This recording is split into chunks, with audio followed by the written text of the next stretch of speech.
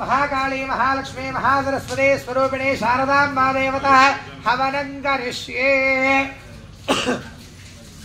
ओम मेधादेवी जुषमाना नागात् विश्वाने भद्रासु परस्यमाना त्वया दुष्टानुदमाना दुरुक्तात् बृहद्वधेव विदधे सुवीरा स्वाहा।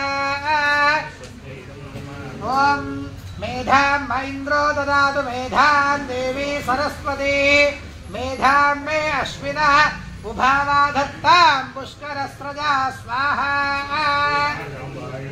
अप्सरासु दया मेधा गन्धर्वे गन्धर्वेषु च मेधां महेन्द्रो ददातु मेधां देवी सरस्वती मेधां मे अश्विना उभावा धत्तां पुष्करस्रजा स्वाहा।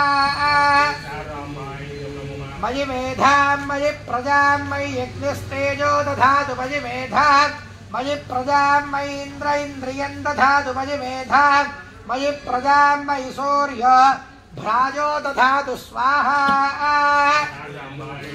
वाग्देव्यै च विद्महे ब्रह्मवत्यै च धीमहि तन्नः सरस्वतीः प्रचोदयात् स्वाहा। ओम यमददात्रपसमरोणस्विनन्दिवो दासंवध्र्यश्वाय दाशुषे याशुष्मन्दवाजखादावसं पणिन्ताते दात्राणेत विशासारस्वती स्वाहा। इयं सुष्मेभिर्भिसखायीवानुगिरीना ताविषेभिरोर्मिभिः आरावदग्धे ममधे सुभक्तिभिः सरस्वतीवाविवासे मधेजभिः स्वाहा। सरस्वती देवनिधो निवर्हय प्रजां विश्वस्य वृषयस्य मायिनः उत क्षुतिभ्यो वनेरविन्दो विषमेभ्यो अस्रवो वाजिनीवते स्वाहा। प्रणो देवी सरस्वती वाजेभिर्वाजिनीवते धीरावा विप्रियावतु स्वाहा। यस्त्वा देवी सरस्वत्युपब्रूते धने हिते इन्द्रन्नवृत्रतोर्ये स्वाहा। वन्दे सरस्वत्यवाजेषु वाजिने रदाभूषे वानस्सनिं स्वाहा। उतस्यानः सरस्वती घोरा हिरण्यवर्तनेः वृत्रघ्ने वष्टिसुष्टुतिं स्वाहा। यस्यानन्दो हृदस्पेशश्च विष्णुर्नवः अमश्चरतिरोरुवत् स्वाहा। सा नो विश्वातिद्विषस्वसुरोरण्यारुतावारे अतन्नहेव सूर्य स्वाहा। उत नः प्रिया प्रियासु सप्तस्व सासु दुष्टा सरस्वती स्तोम्या भूत् स्वाहा। आपवृषेवाद्धिवान्यनुरजो अन्तरिक्षो सरस्वती निदस्फात् स्वाहा।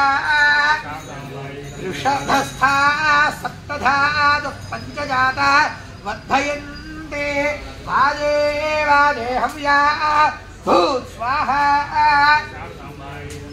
प्रयामहिम्ना महिना सुचेकिते द्युम्नेभिरन्या अपसामपस्ताव रथैव बृहते विध्वरे कृतो वस्तुज्ञाचिकीदुष सरस्वती स्वाहा। सरस्वत्यभिनो ने शिवस्योमावस्थरे पयसामान आधगो विश्वस्वरस्रख्यावेश्या च मात्वत्क्षेत्राण्यरणानि कन्म स्वाहा। ओम वाग्देव्यै च विद्महे ब्रह्मवत्यै च धीमहि तन्नो वाणीः प्रचोदयात् स्वाहा। महाकाली महालक्ष्मी महासरस्वती स्वरूपिणे श्री शारदाम्बा देवी परिपूर्ण अनुग्रह प्रसाद सिद्धिरस्तु। युवानस्य कुमारस्य कुमारे उन्नत विद्या उद्योग प्राप्तिरस्तु। पाणिग्रहण अधिकार योग्यता सिद्धिरस्तु। सत्सन्तान सौभाग्य शुभफला प्राप्तिरस्तु।